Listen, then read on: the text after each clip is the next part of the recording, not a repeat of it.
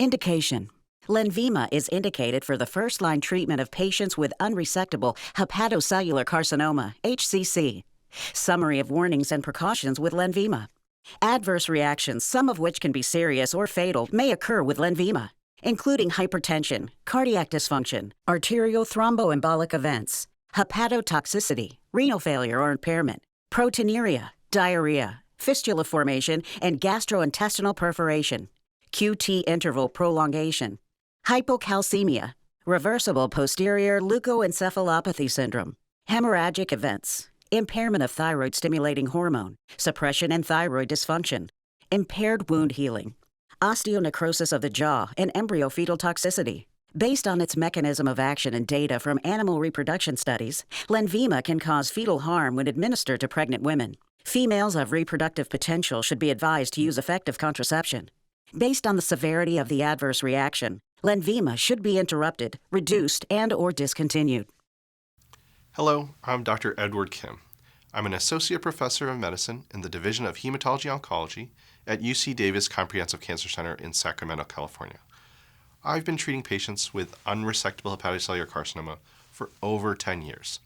I also served as co-author on a publication that was a post-hoc analysis of REFLECT and evaluated LENVIMA in patients with unresectable hepatocellular carcinoma who progressed to Child-Pugh B liver function. Please listen for additional safety information at the end of this video and access the prescribing information on the website. REFLECT was a head-to-head Phase 3 trial that evaluated LENVIMA against sorafenib for the first-line treatment of patients with unresectable hepatocellular carcinoma, or uHCC. The major efficacy outcome measure was overall survival, and REFLECT was designed to show the non-inferiority of LENVIMA to sorafenib for OS. LENVIMA achieved non-inferiority for its primary endpoint of overall survival when compared with sorafenib in the REFLECT trial. LENVIMA did not demonstrate a statistically significant improvement in overall survival versus sorafenib. LENVIMA achieved statistical superiority in its secondary endpoints of progression-free survival and objective response rate per independent radiology review based on mRECIST. The most common adverse reactions, greater than or equal to 20%, observed in LENVIMA-treated patients included hypertension, fatigue, diarrhea, decreased appetite, arthralgias or myalgias, decreased weight, abdominal pain, PPE syndrome, proteinuria, dysphonia, hemorrhagic events, hypothyroidism, and nausea. Now that you understand the efficacy and safety data from the REFLECT trial, let's discuss a post-hoc exploratory analysis of outcomes in patients with uHCC who deteriorated to Child-Pugh B and those who remained Child-Pugh A within 8 weeks of randomization. The post-hoc analysis retrospectively evaluated the 11% of patients from the REFLECT trial whose liver function deteriorated from Child-Pugh A to Child-Pugh B versus the 89% who remained Child-Pugh A within 8 weeks after randomization. This post-hoc analysis assessed the safety and objective response rate along with landmark analyses of progression-free survival and overall survival that began after week 8. ORR and PFS were assessed per independent radiology review based on mRECIST. This post-hoc exploratory analysis was based on post-baseline status and not powered to detect differences in efficacy and safety in these subgroups. The results are for descriptive purposes only, and no conclusions can be drawn.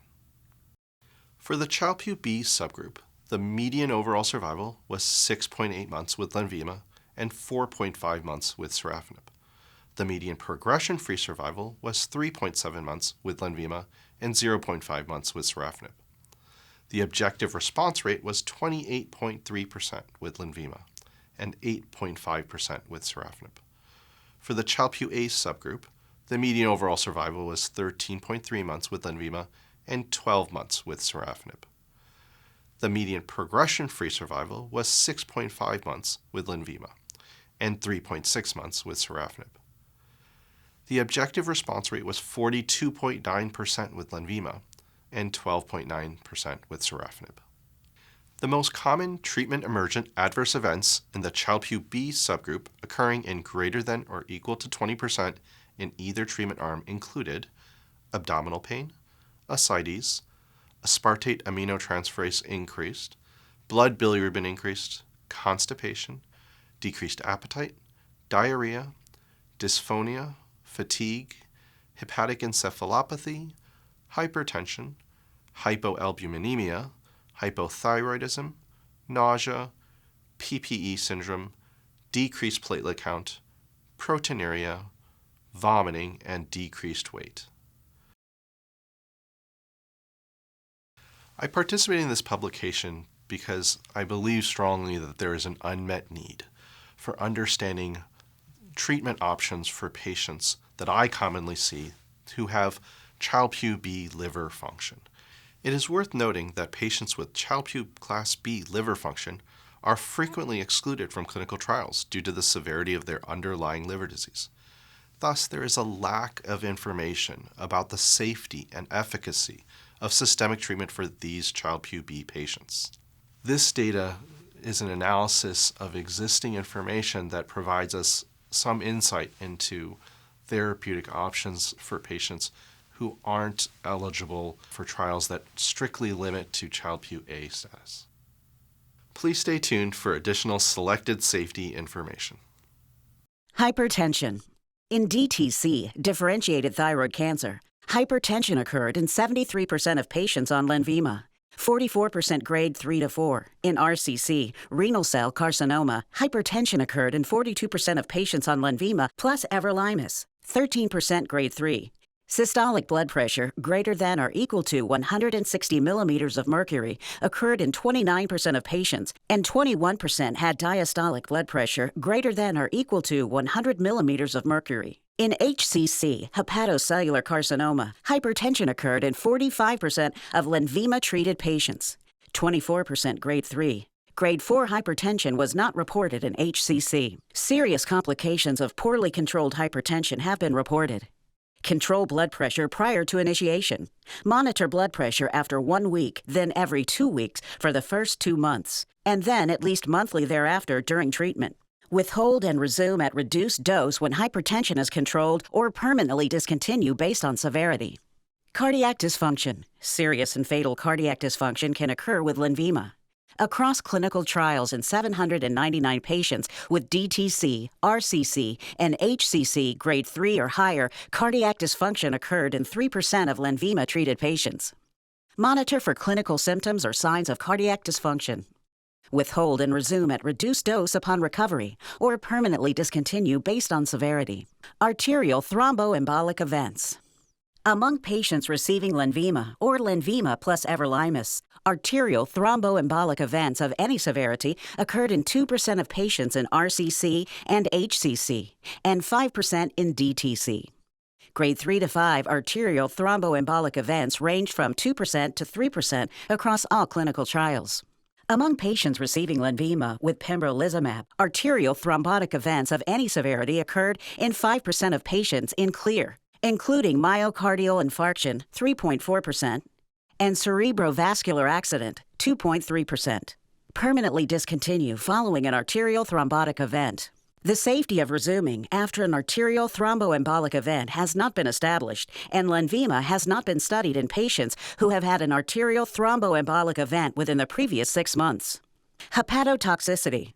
Across clinical studies enrolling 1,327 LENVIMA-treated patients with malignancies other than HCC, serious hepatic adverse reactions occurred in 1.4% of patients.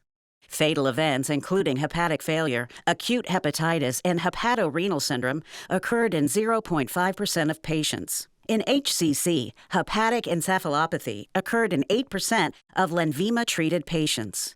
5% grade 3 to 5. Grade 3 to 5 hepatic failure occurred in 3% of LENVIMA-treated patients. 2% of patients discontinued LENVIMA due to hepatic encephalopathy, and 1% discontinued due to hepatic failure. Monitor liver function prior to initiation, then every 2 weeks for the first 2 months, and at least monthly thereafter during treatment. Monitor patients with HCC closely for signs of hepatic failure. including hepatic encephalopathy. Withhold and resume at reduced dose upon recovery or permanently discontinue based on severity. Renal failure or impairment. Serious, including fatal renal failure or impairment, can occur with LENVIMA. Renal impairment was reported in 14% and 7% of LENVIMA-treated patients in DTC and HCC, respectively. Grade 3 to 5 renal failure or impairment occurred in 3% of patients with DTC and 2% of patients with HCC, including one fatal event in each study. In RCC, renal impairment or renal failure was reported in 18% of LENVIMA plus everolimus-treated patients, 10% grade 3. Initiate prompt management of diarrhea or dehydration or hypovolemia. Withhold and resume at reduced dose upon recovery or permanently discontinue for renal failure or impairment based on severity. Proteinuria. In DTC and HCC, proteinuria was reported in 34% and 26% of LENVIMA-treated patients, respectively. Grade 3 proteinuria occurred in 11% and 6% in DTC and HCC, respectively. In RCC, proteinuria occurred in 31% of patients receiving LENVIMA plus everolimus, 8% grade 3. Monitor for proteinuria prior to initiation and periodically during treatment. If urine dipstick proteinuria greater than or equal to 2+ is detected, obtain a 24-hour urine protein. Withhold and resume at reduced dose upon recovery or permanently discontinue based on severity. Diarrhea. Of the 737 LENVIMA-treated patients in DTC and HCC, diarrhea occurred in 49%, 6% grade 3. In RCC, diarrhea occurred in 81% of LENVIMA plus everolimus-treated patients, 19% grade 3. Diarrhea was the most frequent cause of dose interruption or reduction, and diarrhea recurred despite dose reduction. Promptly initiate management of diarrhea. Withhold and resume at reduced dose upon recovery or permanently discontinue based on severity. Fistula formation and gastrointestinal perforation. Of the 799 patients treated with LENVIMA or LENVIMA plus everolimus in DTC, RCC, and HCC, fistula or gastrointestinal perforation occurred in 2%. Permanently discontinue in patients who develop gastrointestinal perforation of any severity or grade 3 to 4 fistula. QT interval prolongation. In DTC, QT or QTC interval prolongation occurred in 9% of LENVIMA-treated patients, and QT interval prolongation of greater than 500 milliseconds occurred in 2%. In RCC, QTC interval increases of greater than 60 milliseconds occurred in 11% of patients receiving LENVIMA plus everolimus, and QTC interval greater than 500 milliseconds occurred in 6%. In HCC, QTC interval increases of greater than 60 milliseconds occurred in 8% of LENVIMA-treated patients, and QTC interval greater than 500 milliseconds occurred in 2%. Monitor and correct electrolyte abnormalities at baseline and periodically during treatment. Monitor electrocardiograms in patients with congenital long QT syndrome, congestive heart failure, bradyarrhythmias, or those who are taking drugs known to prolong the QT interval, including Class 1A and 3 antiarrhythmics. Withhold and resume at reduced dose upon recovery based on severity. Hypocalcemia. In DTC, grade 3 to 4, hypocalcemia occurred in 9% of LENVIMA-treated patients. In 65% of cases, hypocalcemia improved or resolved following calcium supplementation with or without dose interruption or dose reduction. In RCC, grade 3 to 4 hypocalcemia occurred in 6% of LENVIMA plus everolimus-treated patients. In HCC, grade 3 hypocalcemia occurred in 0.8% of LENVIMA-treated patients. Monitor blood calcium levels at least monthly and replace calcium as necessary during treatment. Withhold and resume at reduced dose upon recovery or permanently discontinue depending on severity. Reversible posterior leukoencephalopathy syndrome, RPLS. Across clinical studies of 1,823 patients who received LENVIMA as a single agent, RPLS occurred in 0.3%. Confirmed diagnosis of RPLS with MRI. Withhold and resume at reduced dose upon recovery or permanently discontinue depending on severity and persistence of neurologic symptoms. Hemorrhagic events. Serious, including fatal hemorrhagic events can occur with LENVIMA. In DTC, RCC, and HCC clinical trials, hemorrhagic events of any grade occurred in 29% of the 799 patients treated with LENVIMA as a single agent or in combination with everolimus. The most frequently reported hemorrhagic events, all grades and occurring in at least 5% of patients, were epistaxis and hematuria. In DTC, grade 3 to 5, hemorrhage occurred in 2% of LENVIMA-treated patients, including one fatal intracranial hemorrhage among 16 patients who received LENVIMA and had CNS metastases at baseline.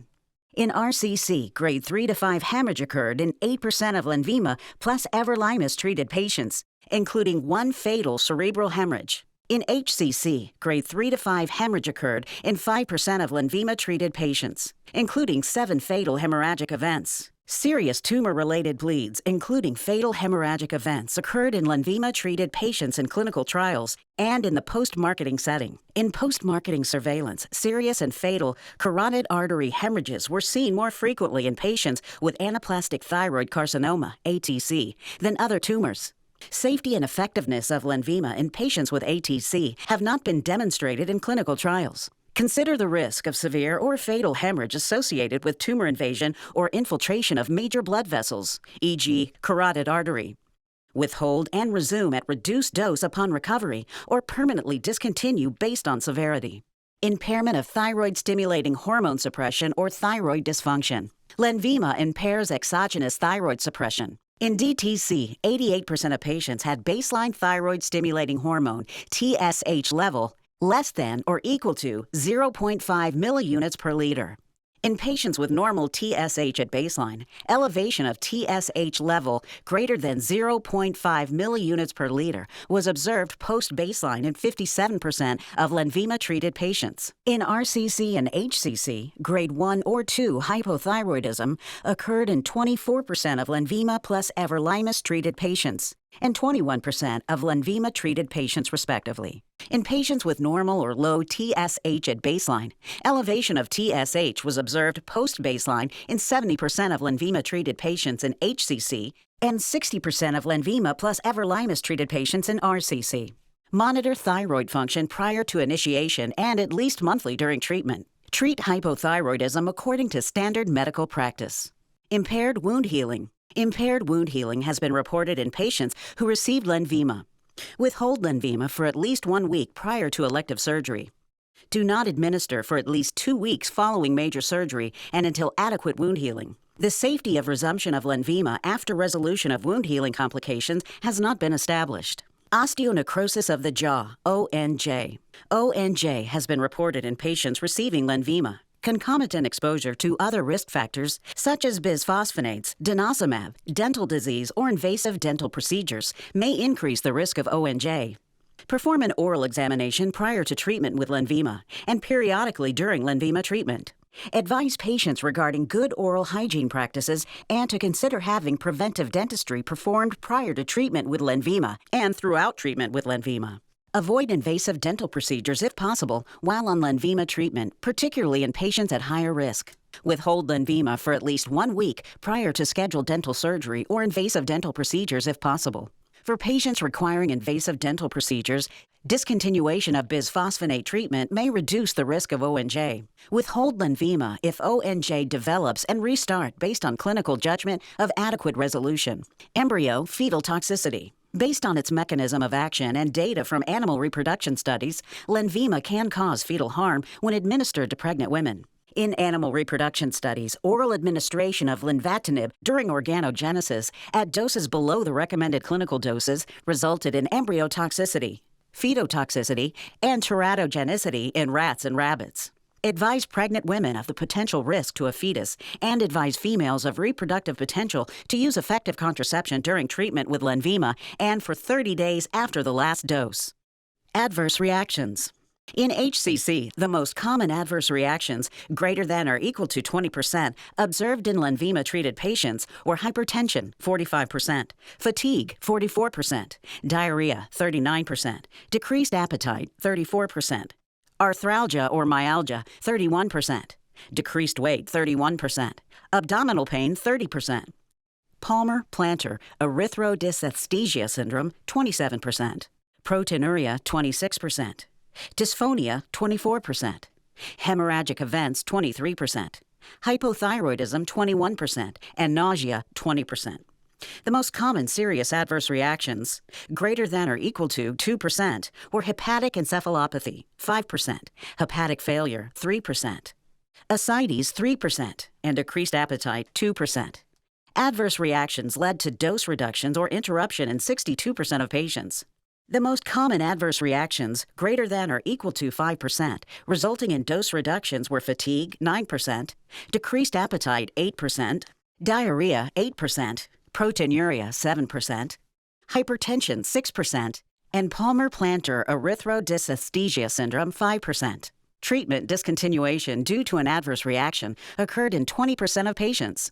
The most common adverse reactions, greater than or equal to 1%, resulting in discontinuation of LENVIMA, were fatigue, 1%, hepatic encephalopathy, 2%, hyperbilirubinemia, 1%, and hepatic failure, 1%. Use in specific populations. Because of the potential for serious adverse reactions in breastfed children, advise women to discontinue breastfeeding during treatment and for 1 week after last dose. LENVIMA may impair fertility in males and females of reproductive potential. No dose adjustment is recommended for patients with mild creatinine clearance, CLCR 60 to 89 milliliters per minute, or moderate CLCR 30 to 59 milliliters per minute renal impairment. LENVIMA concentrations may increase in patients with DTC, RCC, or endometrial carcinoma, EC, and severe CLCR 15 to 29 milliliters per minute renal impairment. Reduce the dose for patients with DTC, RCC, or EC, and severe renal impairment. There is no recommended dose for patients with HCC and severe renal impairment. LENVIMA has not been studied in patients with end-stage renal disease. No dose adjustment is recommended for patients with HCC and mild hepatic impairment, Child-Pugh A. There is no recommended dose for patients with HCC with moderate Child-Pugh B or severe Child-Pugh C hepatic impairment. No dose adjustment is recommended for patients with DTC, RCC, or EC and mild or moderate hepatic impairment. LENVIMA concentrations may increase in patients with DTC, RCC, or EC and severe hepatic impairment. Reduce the dose for patients with DTC, RCC, or EC and severe hepatic impairment.